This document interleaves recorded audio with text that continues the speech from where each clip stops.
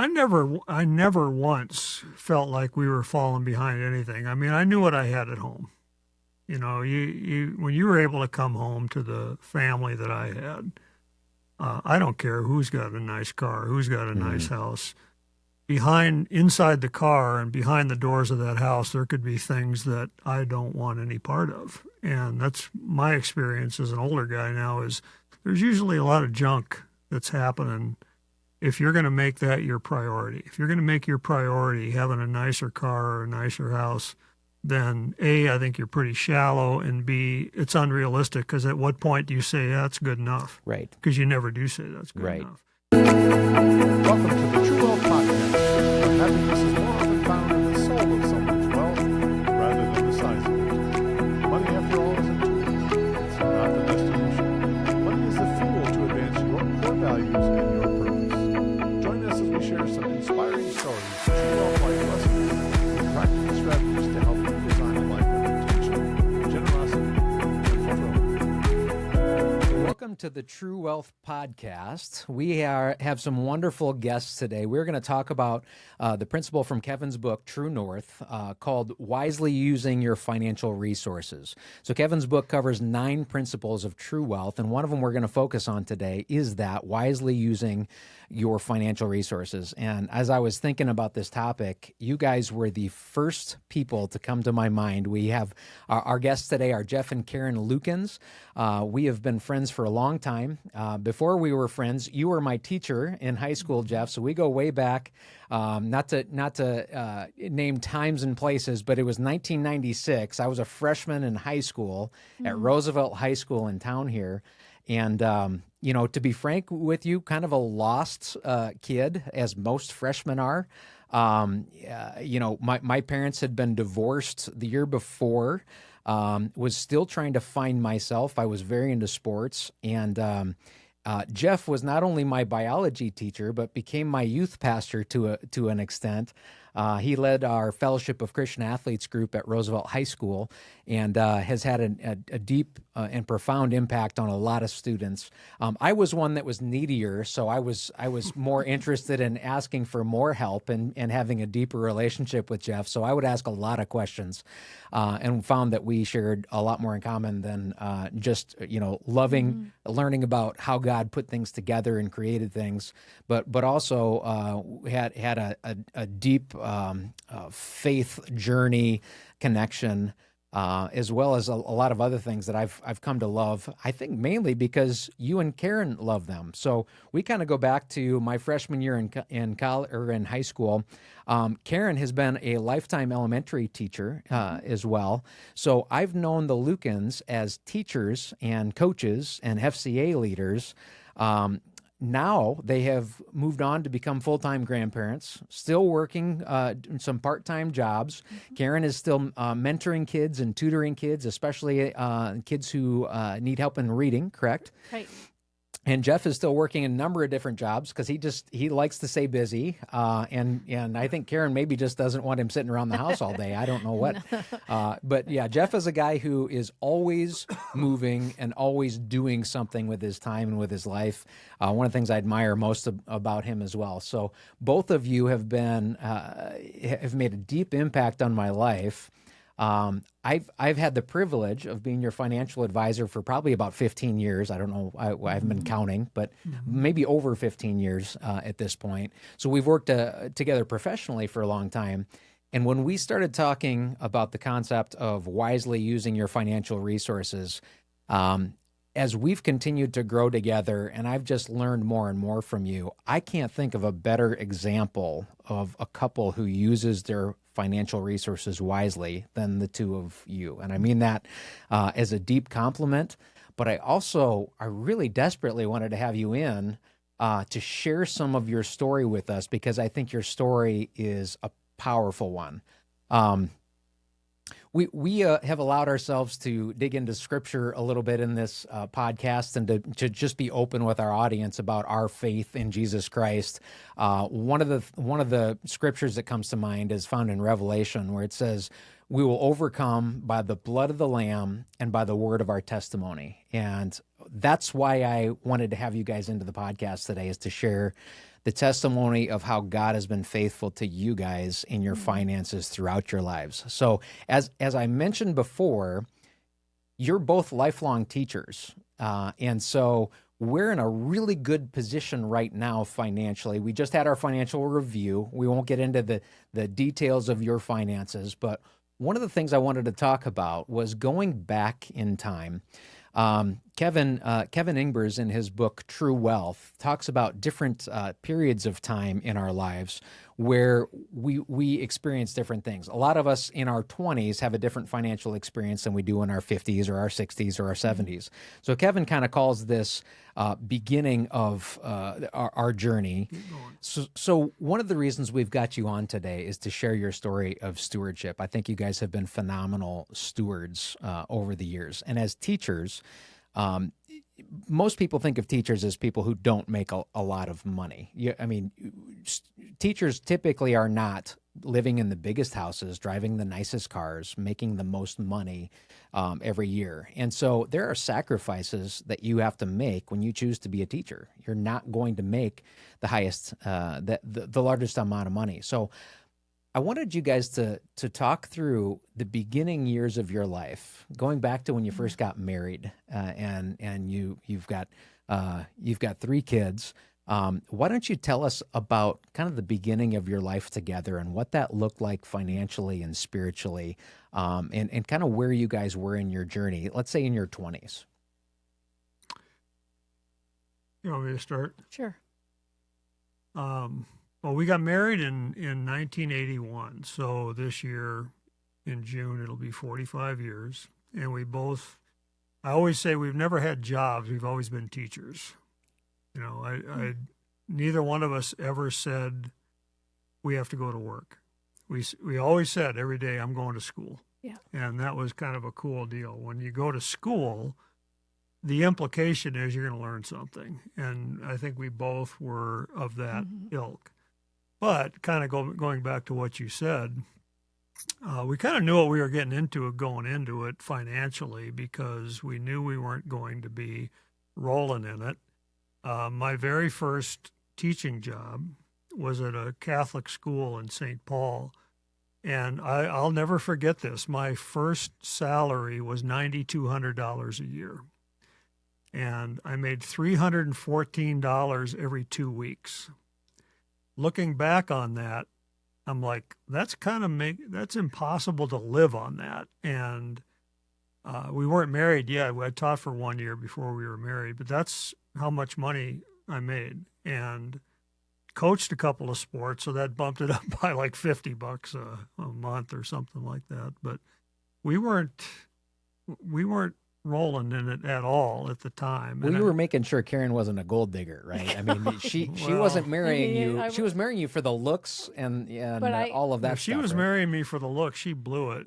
There had to be something else that had to. She was marrying me for my money, right? But you know, Karen taught in a public school, and I'll have her visit with you about this. But she made more than I did. In fact, throughout our entire teaching career, Karen always made more than I did, which is appropriate because she was worth a lot more than I was. She worked a lot harder than I did. And you worked with high school students. Karen worked with elementary students for your whole career. Completely unfair. Yeah. High school is so easy compared to elementary school. And 20 minutes in an elementary class and I'm out of there. You know, that's about as much as I can handle. But so financially, we didn't make a lot of money. We lived in an apartment for the first 3 years, I think, of our marriage, and then finally took the plunge and bought a house, which is another story. But I'm going to go back to this whole idea of being a teacher. Mm. We didn't do it for the money. Money wasn't the purpose. Yeah, our purpose was to be teachers. mm, And that was one of the things that attracted me to Jeff in the first place. Was I knew he wasn't out for something that was bigger than what was in his heart. And that was one of the main reasons that attracted me to Jeff, was not his athletic ability. In fact, I had no idea about what a shot putter did. yeah. But the fact that he wanted to be a teacher was really unusual. Even now, for a male to want to be a teacher and have that in his heart. So that was never, money was so we could live, but not to, I'm not even sure what the word is, but that was never in my thinking process. Well, one of the things we teach here at Pinnacle Wealth and say on the podcast a lot is money is a tool, not a destination. Money No, is, it never was a destination. so it really has always been used as a tool in your Yes. lives from the very beginning. It's not something Absolutely. you need the brightest and shiniest tool. You need an effective tool that, a tool as a car that gets you from A to B, not a tool as a car that everybody looks and says, wow, you guys Yeah. have arrived, Yeah. So you've always been very practical. And it I sounds think the like. key word there was always, and we still are. Yeah. Well, but I also would say we did some really stupid things Oh, with yes. money. I mean, there were Younger, we're in back our in the 20s. day when you're in your 20s. You think you got it all. I mean, you think you understand money. You think you understand how to deal with money. We were idiots. I mean, we did a lot of credit card stuff and never paid it off. I mean, we paid off the minimum, which looking back on it, I just want to bang my head against the wall how ridiculously idiotic that was. Interest rates were really high back then. We bought our first home, 13.5% interest was our mortgage rate. But we were like, well, this is what playing house is all about. So, let's buy a house. And every month, I think the amount of principal on that thing went down by about $1.50 every month. Yeah. We were paying all interest. And, we just weren't very wise at first. At first. But the other side of it is we didn't have any money. So when you don't have it, it's hard to spend it. And so you kind of just learn to adapt to that. Now, also, before we had any kids, we went out to eat more than we probably should have and all Right. that. But that's all hindsight. But the great thing about being a teacher is you don't really have to make choices what to do with the money you don't have. Right. And if you don't have it, hopefully you're not spending it. So Well, and you're busy enough, and you've both been busy enough for your entire careers raising kids. Both of you have done more than just teaching. Just teaching itself can take a lot of your time. Mhm. But when you're teaching and coaching and volunteering to time out at the track meets and, volunteering to announce at all the banquets. And I mean, because you guys have been involved in that almost as much as you've been involved as teachers. You've been volunteers for lots of things that keep the bus moving forward, right? Right. For all of these different activities. I mean, you guys have been busy people since you were young. Mm-hmm. Yeah. Well, since we were a young married couple, we have been. But that, like you said, Ryan, I think that's kind of inherent in the job. I mean, that's under other assigned duties, which basically is whatever needs to be done, you just do it. Yeah. And with the teaching thing, it was always keeping the mission involved in your mind, which is taking care of kids Yeah. and making sure that you're giving them the best you could give them. Mm-hmm. Well, that brings up another point, because you guys have been good stewards of your financial resources, but one of the biggest resources we have is our time. And so what advice would you have for somebody who's in their 20s? Maybe they're at this beginning stage of life. Maybe it feels like there's more month at the end of the money, is how Dave Ramsey would say it. What advice would you give those people for what to say yes to in their lives? Because a lot of us people pleasers want to say yes to everything and be everybody's friend, and pretty soon we find ourselves overextended and not investing our time super wisely. A wise person, I can't remember where I read the book, but the quote in the book was, "Every yes is 1,000 no's." So every time you say yes to something, you can't say yes to other things because you've already filled that time. How would you advise younger people in their 20s, maybe young kids, maybe just married?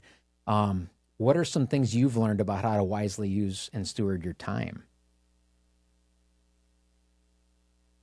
Well, I'm going to go back to after our third daughter was born, Grace, And I was still teaching full-time. Jeff was coaching and teaching full-time. There was a time when I said to myself, I had a little bit of a breakdown because I knew I could not teach full-time and I could not be a good mother at the same time. Or an effective mom.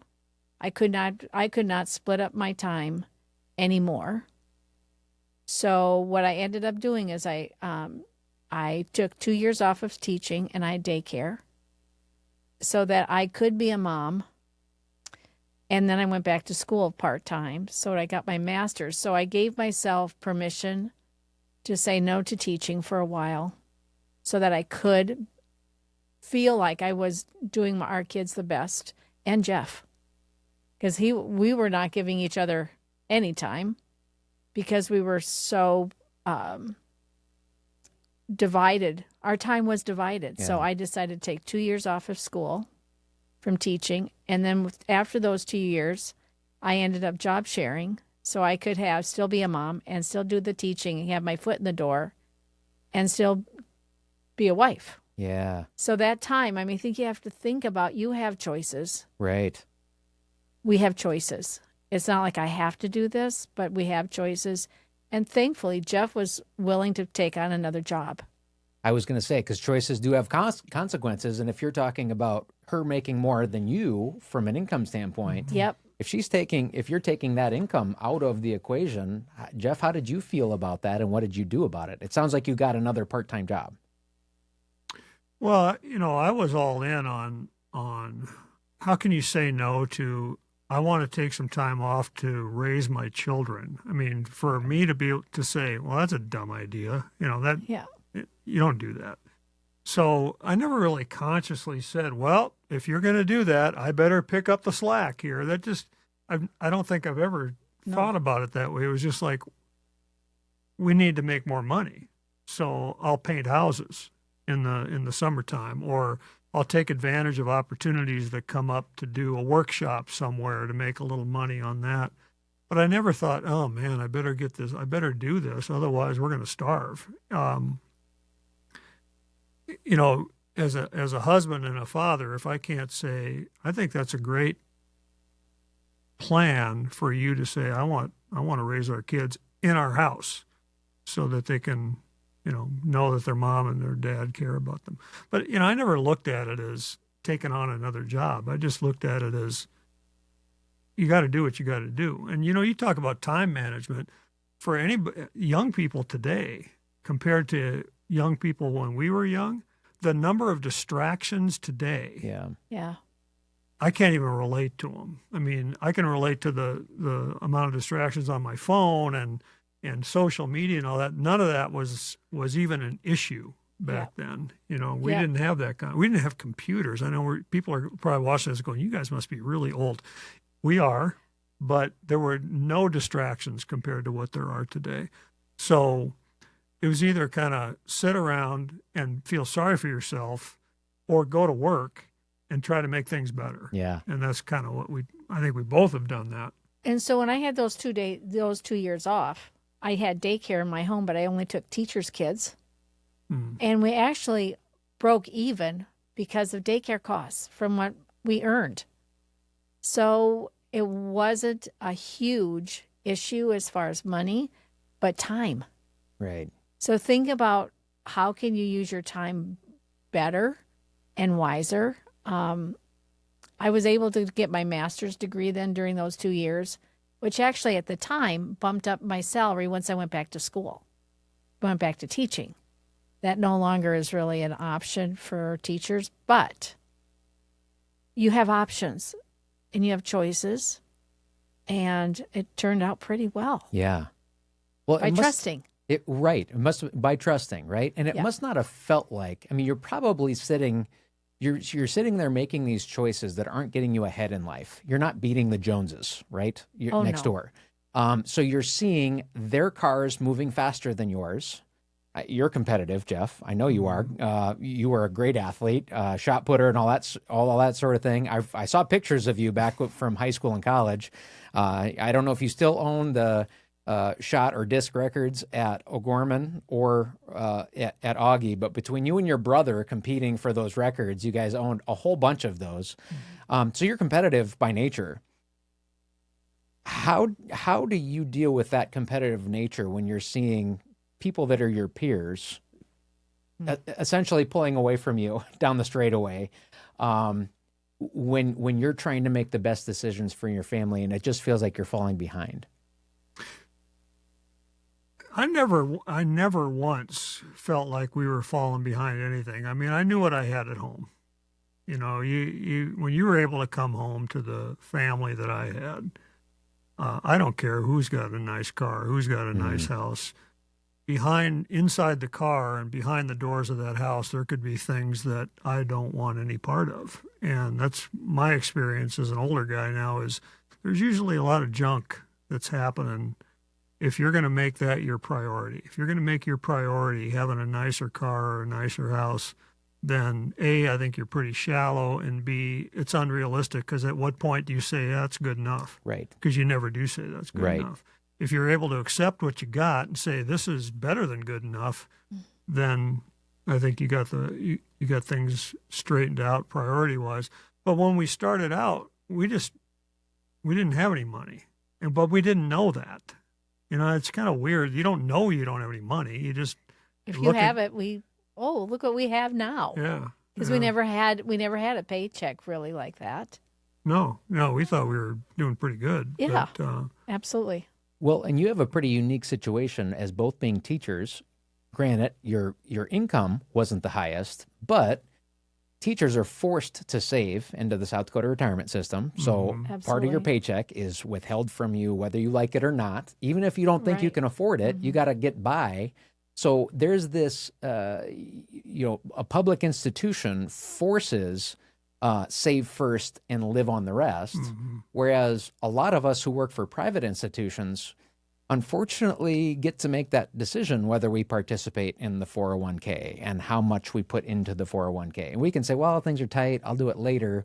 And then a month becomes a year, that becomes a decade, and we still haven't saved any money.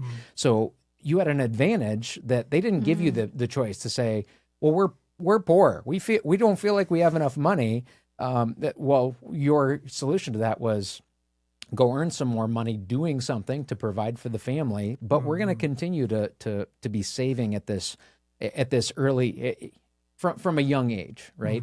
And we'll get to that and how that's impacted your plan in a minute. But you guys made a lot of you talked about unwise decisions. I said stupid. Stupid decisions when you were when you were younger. What are some wise decisions that you look back and go, okay, in our 20s, I'm really glad we did that. Sounds like one of them was Karen staying home when your youngest was a baby until you got to the point where the kids were able to go to school and you were able to work your way back into work. So I'd like you to talk a little bit more about your story there and kind of how you decided when to go back to work. But are there any other nuggets that you'd want to give people that you went, we really did this well in our 20s? I don't know. In our 20s, we didn't save a lot. No, we didn't save, but we did move from Minneapolis to Sioux Falls because Jeff had a better job opportunity. Yeah.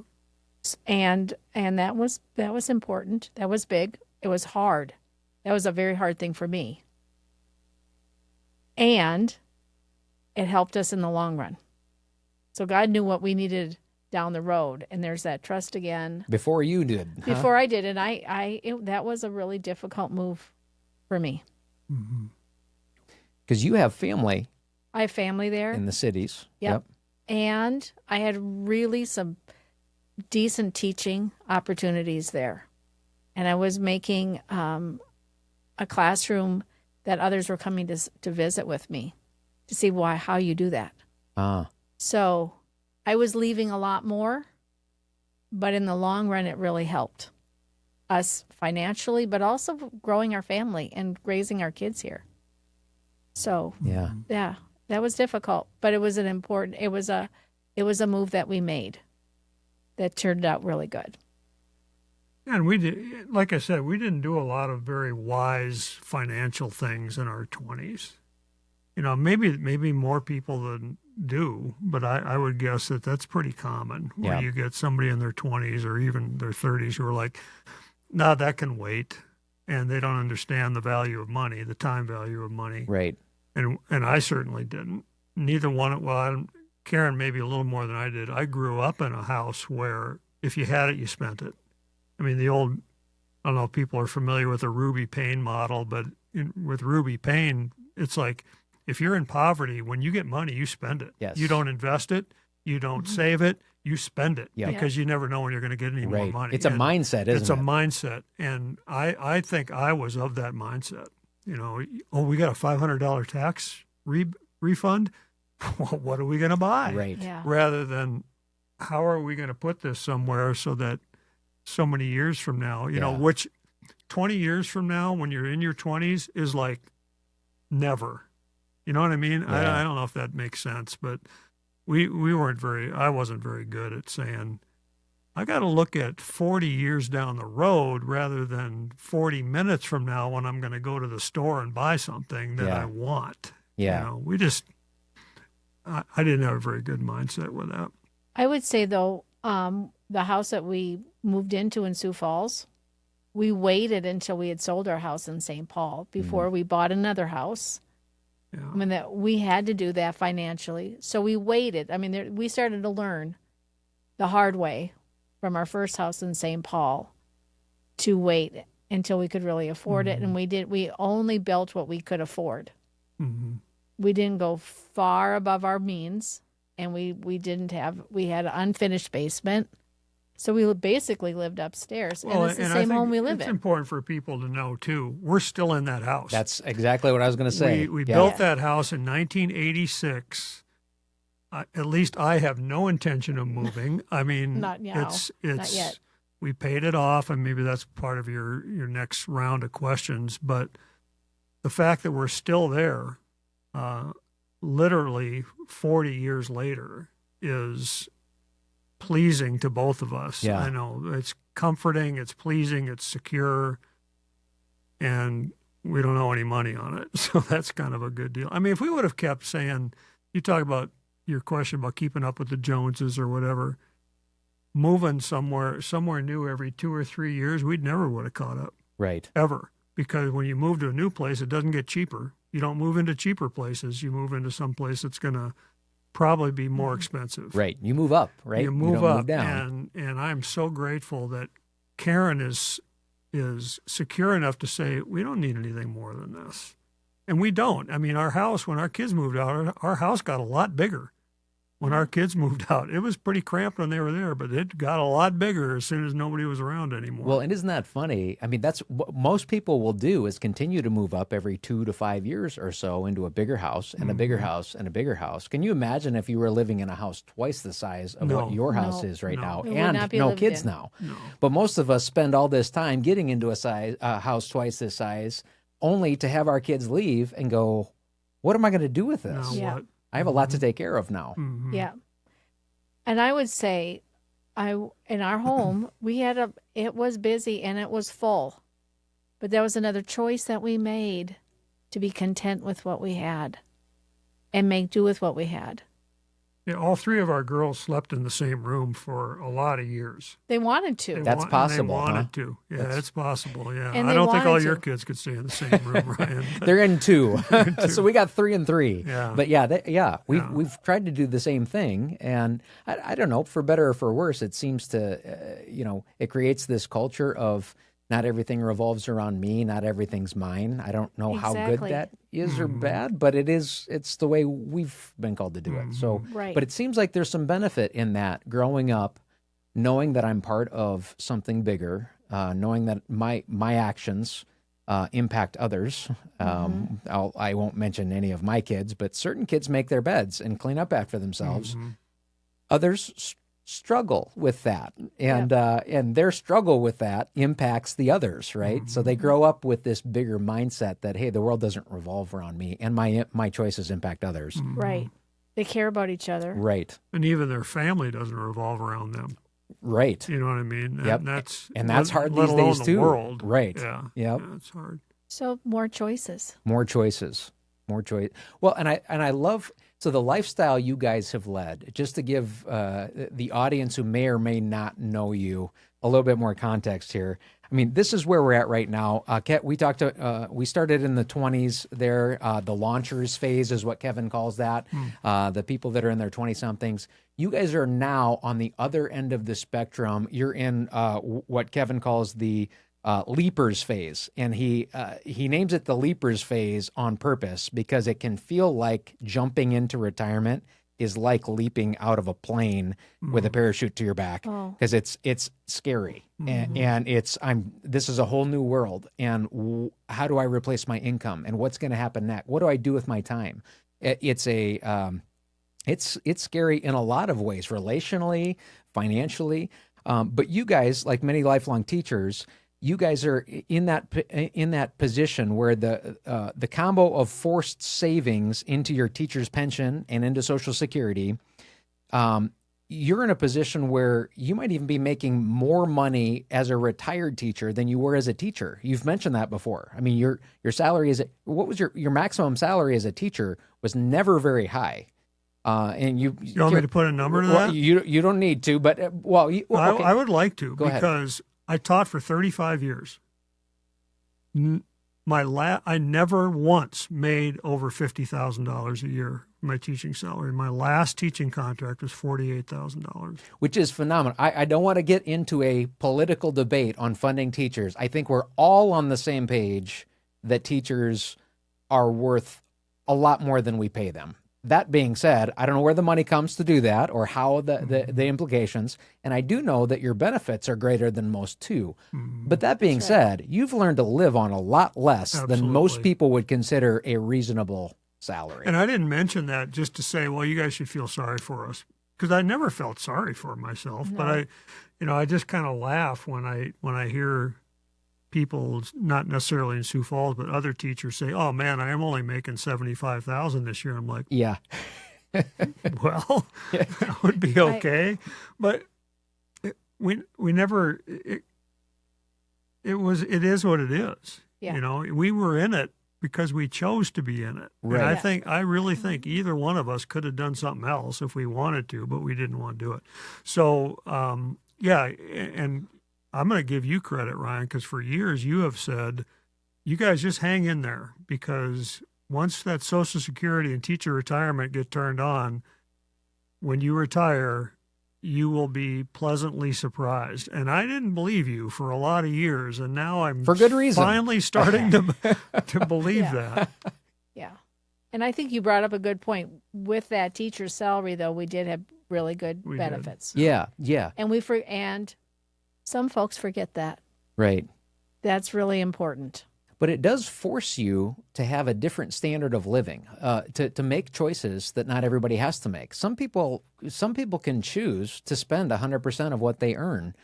Teachers aren't allowed to do that because of SDRS, because you're forced into savings, because of the Social Security system. You're forced, your FICA taxes go to build your own essentially piggy bank at Social Security. That's a different topic. But all that said, so you guys are in a position now in your 60s going, okay, how can we be more efficient with what we have? And right now, just to give the listener a general overview, you guys are living with no debt. You've got a paid-for house. You've got paid-for cars. Mm-hmm. You don't have any debt out there, correct? Correct. You drive used cars. Mm-hmm. Have you ever owned a new car? Like a brand new car? Maybe when our oldest daughter was younger, we may have gotten a new minivan or something, but... we leased cars. We leased a couple. But no, since... in the last 20 years, no. Yeah, since I've known you, I think you've bought your cars with cash, and you always buy a used car, and you usually drive it into the ground. It's kind of the philosophy, right? When it dies, then like, well, it's really dead. Now it's time. Yeah, there's no checking for a pulse. We do try to catch, we usually have two vehicles. We have two vehicles, and one of them we like to have a little bit nicer, because we're on the road quite a bit, traveling to see our family, but Yeah, my truck is not new. It's about your age, Ryan. Which we won't get into on this podcast. So you guys are making choices. You're living a certain lifestyle. I mean, you guys have no debt. You're buying things with cash. You're still you're growing most of your food in your backyard and buying the rest of most of your food. I mean, very little of your grocery budget is spent at Hy-Vee or Aldi. Oh, very little. Most of it's spent at you're buying your meats from local producers, you're buying your eggs and milk and that sort of thing. You're growing a ton of stuff, you're canning. It's a lifestyle choice as much as it is whether, it's more expensive to do it this way or that. It's you're eating healthy, fresh produce that you've picked yourself or that you've canned yourself.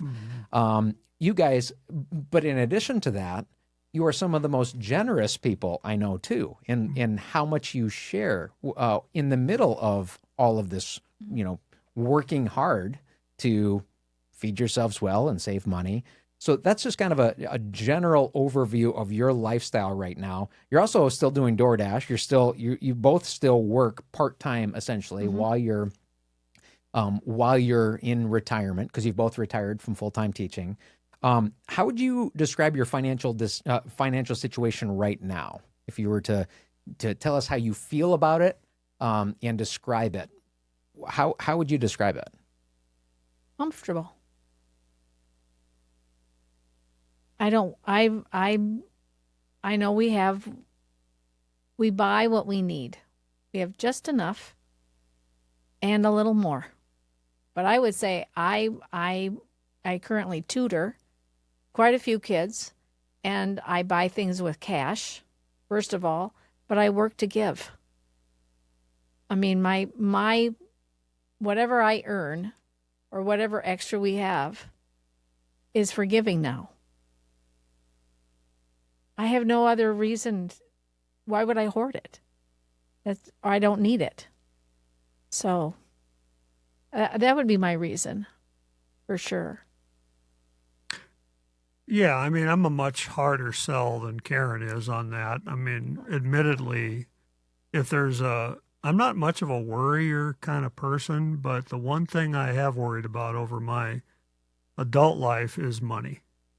And thankfully, Karen's not in the same boat as I'm at. I mean, if you can have two people worrying like crazy over this, it would have not been a very good combination. But I think I'm finally growing up.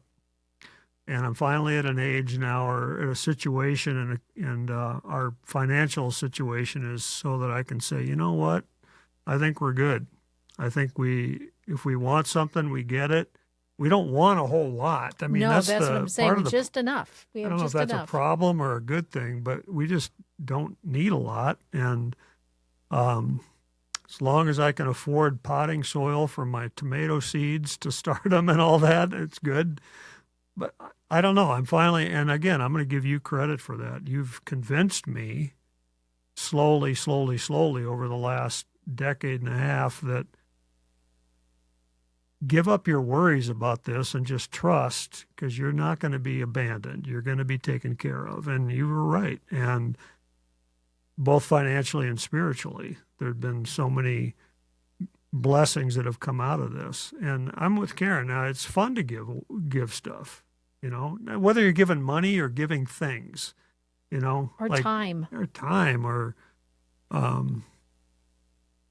and I never thought we'd get here. I really didn't. I mean, I was like, man, when we retire, it's going to be like, scrimping every single dime and making sure we can find where we put the change in the car seats and that kind of stuff. And no, I can't remember exactly what you asked, but I'm very content. Yeah, that's what I mean. We have enough. Content is a great word. Content is a really good word. Yeah. That's so comfortable and biblical. content. It's so biblical. Yeah. Contentment is, God never tells us we should be happy. He always says, be content with what you have. And Paul writes about it all the time. Be content and be grateful and thankful all the time. And I think maybe it's age, but that's kind of where I think both of us are at. But he's been now. faithful. His 100%. faithfulness has been throughout all of our story. Mm-hmm. And Even- stuff in ways we didn't think about at the No. time. And I really believe that a lot of times you can't see God's hand in things until afterwards. When you're going through something, sometimes, most of the time, you can't see God's hand until after it's done. You go, oh, yeah, now I kind of see what you're up to. Uh-huh. You haven't left me. You haven't failed me. You were faithful.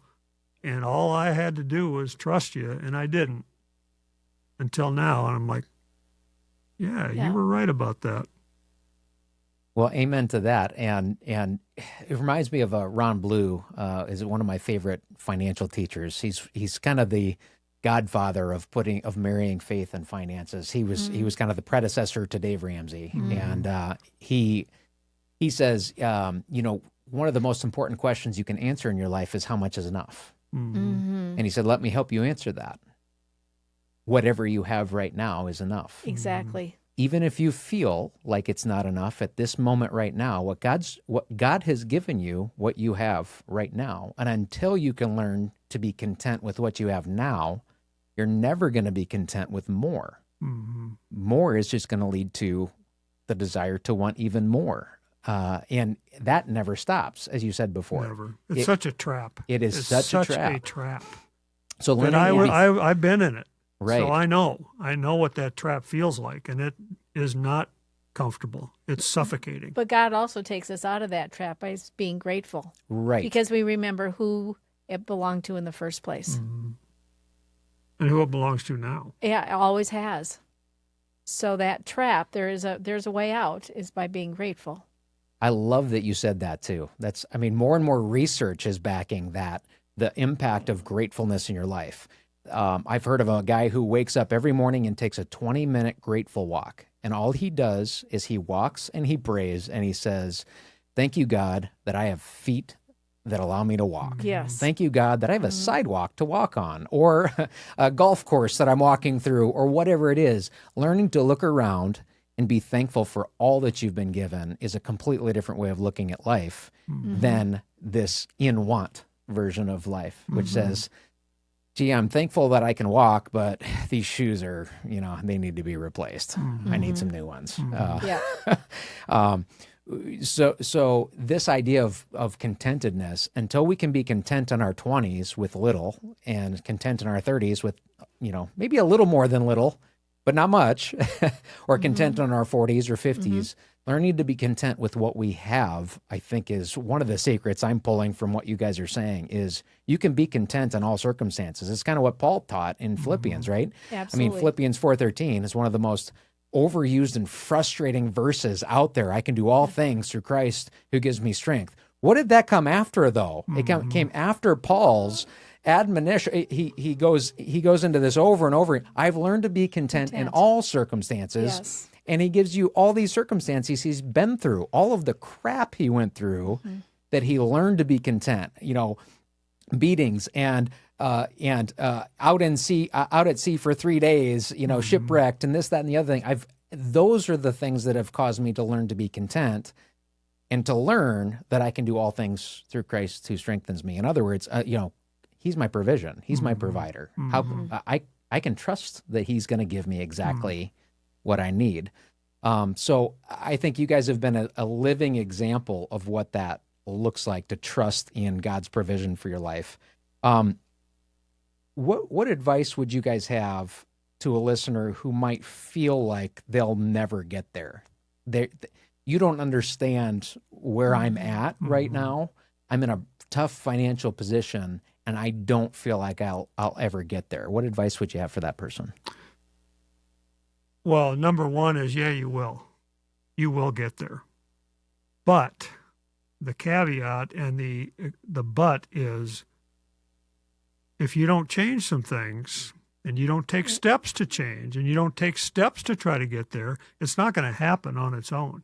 There have to be prescribed, deliberate, consistent steps.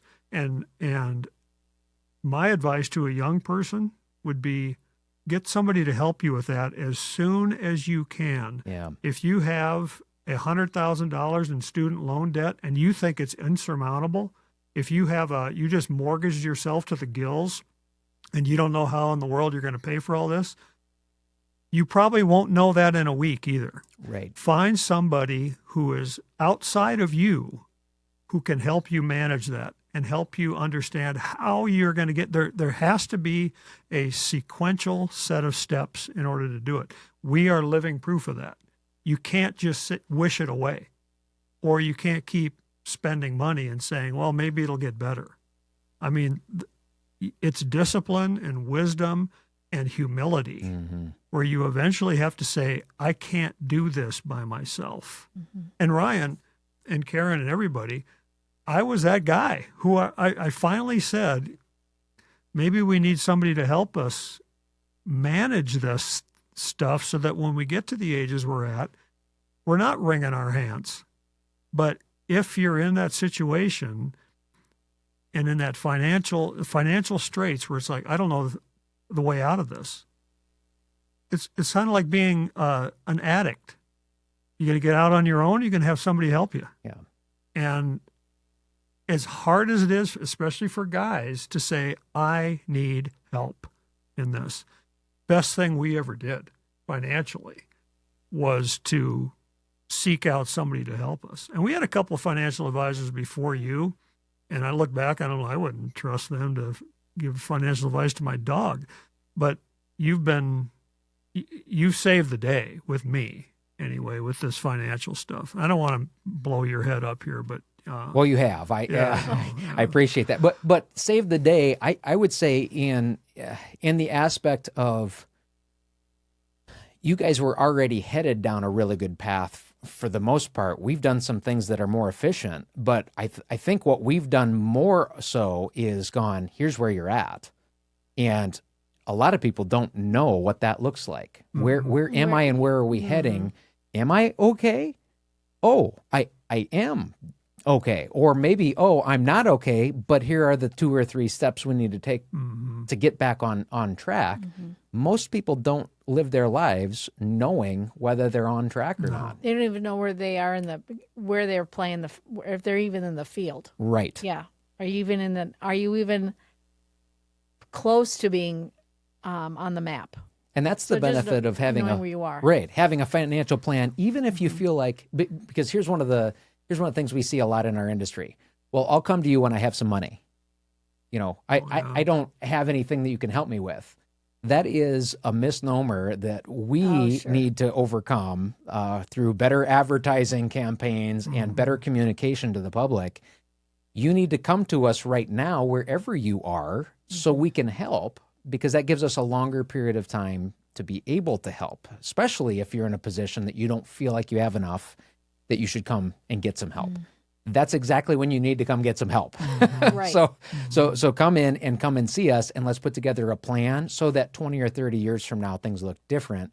Because like you said too, I mean, one of the disadvantages of a short podcast, trying to cast a picture of your entire life in one small podcast, is we've gone from the 20s to the 60s like that.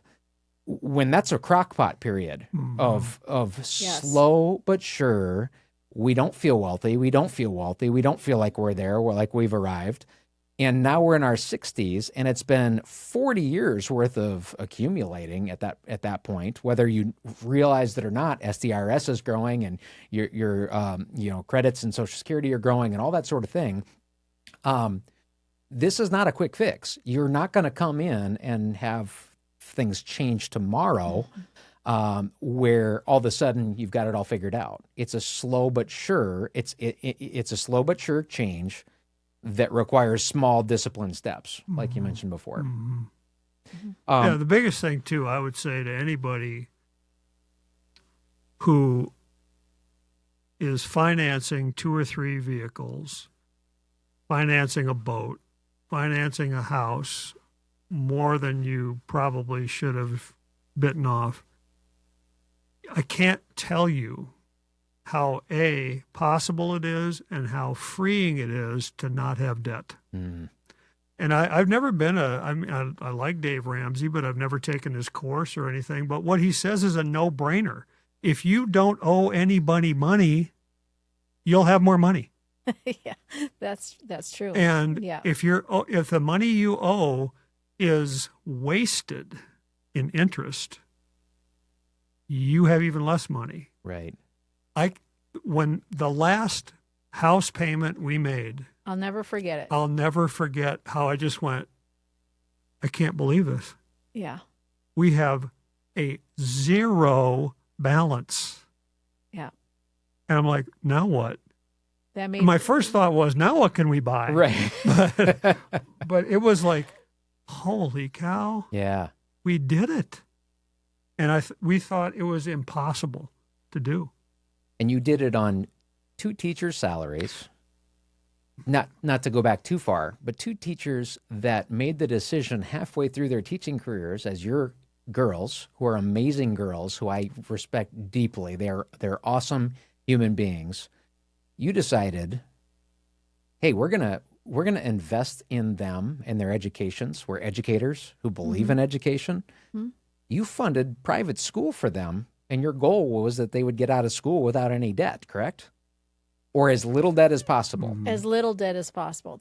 But honestly, I wanted them to have some responsibility in paying for it, for sure. How did you manage to, because you helped, and did you have 3 in college at once, or was it No, we a had number of 2. years that you had more than one?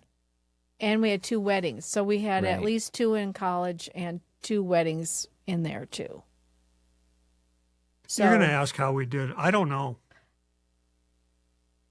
Real, I mean, I'm not saying that to be funny. I'm just like, I don't know. But I guess we a don't- better question is, how did you feel like you could afford it at the time? Or did you feel like you could afford it? Well, when it has to be done, you figure out how to do it. Right. And, we could have easily said to the girls, here are your college options. Here's the schools that we will allow you to go to because of the financial. We never did that, which was probably stupid. We probably should have cut down the list a bit to anything that had public college by it. But Well, safe to say that had you done that, probably the schools that they went to would have been taken off the list. Is that safe to say? Those were pretty Probably. safe. they were some Yes, expensive yes. schools. Pretty safe Yeah, to they went say to some that. good schools, They got were great good. educations. Yeah, they did. They did. And the proof is in the pudding too. Yeah. They've ended up with, being very productive and having good jobs and all that. But I can't answer that. How'd you do it? I don't know. No. When we needed to work, we worked, and when we needed to not buy stuff, we didn't buy stuff. And we didn't ever look at it as a sacrifice. No, we just did it. But we both had more than one job. I taught at USF, adjunct for many, many, many years in the summer and during the school year, as well as taught. So we just did it. And I don't know. I mean, yeah, it would have been very unseemly for each of us to sit around and whine about the fact that we didn't have any money. Well, go make some money then. Figure it out. And We figured it we out. did. We just figured it out. And you look for opportunity. Not only to invest it or to save it, but to make it. Right. Very few people are incapable of doing doing something in addition to what they're currently doing. I don't care if you're a orthopedic surgeon. You probably have other opportunities that you say, that would be kind of fun to do that, make a little money doing that. Maybe not an orthopedic surgeon, but you get the idea. Yeah, yeah. Well, but God has continued to provide, and you've been open to, okay, this is going to be a more expensive period in our lives. We'll make it work. It reminds me of the advice that I got from a number of people when Danae and I were considering having kids. So go back to the people in their late teens, early 20s, whatever. If you're just a married couple going, man, we got to save up X amount of dollars before we can have kids, or we got to have the house, be into a house before we have kids, or whatever goal you set that has to be done before you have kids. I was told you'll never have them if you feel like you have to wait till you can afford it. You'll figure it out. You'll make it work. There is a balance there. It's good stewardship to consider the cost of things, but it's also not good stewardship to hold on to every possible thing that could go wrong and have to have every possible thing covered before you take the leap. you'll Yeah, never you do never it, do it. right? No, you'll never be ready. God never says, make sure you buy a big house and borrow a bunch of money. In fact, he says the opposite. But he does say, make sure you have a bunch of kids. Mm. Make sure you populate and make sure you pass on your wisdom to your children. But he never says, make sure you're an idiot with your money. In fact, I think He doesn't have says to. the opposite. He doesn't have to. It's natural That's to most human of us. nature. Yeah. So tell me about how, as your financial situation has changed, how has your giving changed along with it? Because you guys are some of the most generous people. The perennials around our house are mostly can be traced back to the Lukens family. I mean, you guys share. You share plants that you grow. You guys share in so many different ways, and a lot of it is stuff that you guys have sweat equity in too, which makes it more valuable. And you still share it anyway. Mm. How has your giving changed throughout the years, or has it changed throughout the years? Well, we're financially able to share more. But you know what? I'm not sure who's really getting the best out of that sharing, because it feels good. It feeds me to be able to share with others. It's kind of selfish, but God really knows God knows what we need to be whole and to be joyful and to be content is that giving. That really, it feeds me. And the plants have to be divided up anyway. I mean, Yeah, that's but they were It's always good for given the to plants, me, yeah. and they were given to me. Yeah. I mean, you think about all the things that have been given to you. Yeah. Why wouldn't you want to share that? Yeah. And for me, as someone on the receiving end, it's hard to be on the receiving end sometimes. Yes. But to receive a gift that you didn't earn, that you don't deserve, that someone's willing to give you for free anyway, that's a gospel message. Oh, that's grace. That sounds like that grace. Jesus It sounds a thing little right there, familiar, doesn't it? Yeah, If you've it been to does. church before, it sounds a little bit like a gospel message there. And so when we see our perennials coming up, I will tell you, I still think of, I believe it was your mom. Was it your mom grandma. or your It was actually grandma? my grandma. Right. Who gave you those plants. Mhm. You think about how long these plants have been around and the absolutely. gift, the giving. I'm just thinking I might be giving these cuttings to my grandkids someday. Absolutely. What a phenomenal message that God's given us through just the little things, right? Open your eyes, be grateful for the things that you have. Yes. You can just not notice those things way too easily in life. But Aren't those the roots that keep us ready and stable and joyful again? yeah, Well, and we're conditioned through advertising and media and whatever to focus on what we don't have. yeah, Here's what you need in order to be happy. Here's what you need in order to be content. Yeah. Whereas, at our house, we just walk out in the backyard, and right now it's all dirt, but I don't see that. I see, well, this is what that's going to look like in about 2 months back there. Well, for context, for the listener who hasn't seen your backyard, we should post a picture of your backyard somewhere. Not because today, you shouldn't.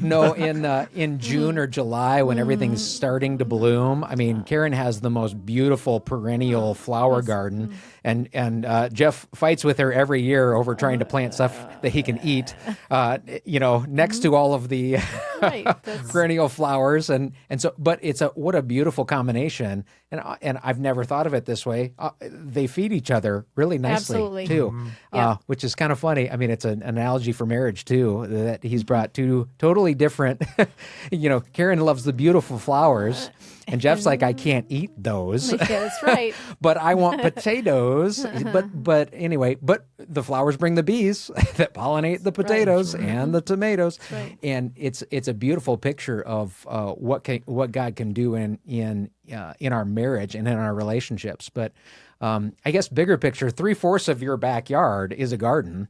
You guys have used that to share, but you've used that to provide for yourselves in a lot of ways. It's become a lifestyle You know what? I was just thinking about this. Our hobby is that. We don't have expensive hobbies. So when you think about choices, our hobby has been really reasonable. Yeah. And practical, I think. And practical. As we Yeah. can. Right. For Yeah. sure. So that And helps. the problem with a garden, and again, for younger people, the payback is delayed. Yeah. It takes a while. yeah. You don't get Patience. it tomorrow. It's just such a picture of God's working. How just if you're patient and trust me, it's going to happen. So, I mean, even if you have no spiritual connection to God at all, and you plant a seed, you know that I'm going to have to wait for that. Yep. And I'm going to do what I can to make sure it's good when it is ready. And 88 days feels different when you're waiting for tomatoes. 100%. Yeah. But then once they start coming in, you're like, oh, my Oh, gosh, yeah, no, now what are we going to do? Abundance. One of my favorite phrases that I use a lot, and I use this a lot when we're praying together, is we deserve nothing, but you've given us everything. Mm-hmm. We deserve nothing. I have to tell myself that all the time. And especially this coming week with Easter coming up, we didn't deserve that. Yeah. In fact, we deserve exactly what Jesus got.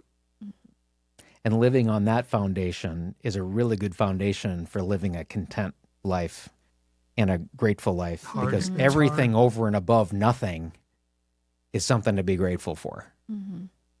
That's a totally different way of thinking It might about have been things, easy right? for us because we could say we deserve nothing because for a while that's what we had. Right. Nothing. But we didn't know that. Yeah. But yet look what we got. Look at the end result 40 years later. So the patience and Yeah. Being patient, I think that was another. I probably taught a high key. school. I saw what patience didn't exist with young people. Yeah, and patience. Patience is important. not easy. I think that is a great segue. As I was preparing for this podcast, I was thinking through lessons that I've learned from the two of you over the course of the last 30 years that I've been blessed to have you as a second set of parents in my life. Essentially, I love you guys. I respect and admire you greatly. And I would say, so Jeff, I don't know if you remember or not, but back when you used to lead FCA, I remember you sharing, it was either your favorite verse at the time or maybe your life all-time favorite verse, but it was Psalm 46:10. It was, be still and know that I'm God. Be still. Mm-hmm. Just be still. And for someone who's go, go, go, focused on, as an athlete, there's no be still. There's no, there's striving. Yeah. Like my life is striving. Mhm. My life is just work harder.